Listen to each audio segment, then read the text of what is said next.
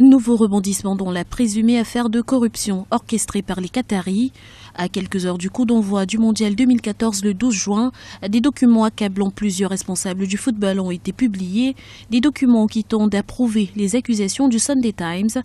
D'après le quotidien anglais, il serait plusieurs dizaines de dirigeants internationaux à avoir été corrompus, parmi lesquels une majorité d'Africains. Premier mis en cause, le président de la Confédération africaine de football, Issa Hayatou. Tout sauf une surprise selon certains spécialistes. On connaît un peu comment ça marche dans ce milieu-là. Après, c'est pas forcément que des versements d'argent. Ça peut être un beau voyage, ça peut être un bel hôtel, ça peut être, voilà, on vous paye par-ci par-ça des petits cadeaux. Je dis pas que tout le monde le fait, mais presque. On le sait. Et de toute façon, vu les noms impliqués, je pense pas qu'il y aura beaucoup de sanctions. Il y aura beaucoup de grosses sanctions. Enfin, on parle de Platini, on parle d'Hayatou, on parle de joueurs connus en Afrique comme George Weah ou Salif Keita, qui sont un peu tous mouillés dans cette histoire.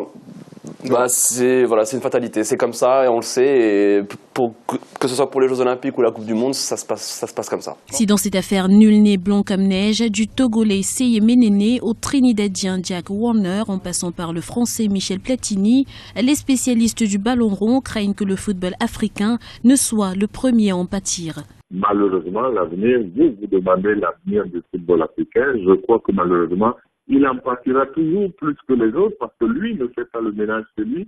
Les autres finiront par faire le ménage chez eux puisque ça vient de là-bas. Et de là-bas, c'est que sont nées les questions.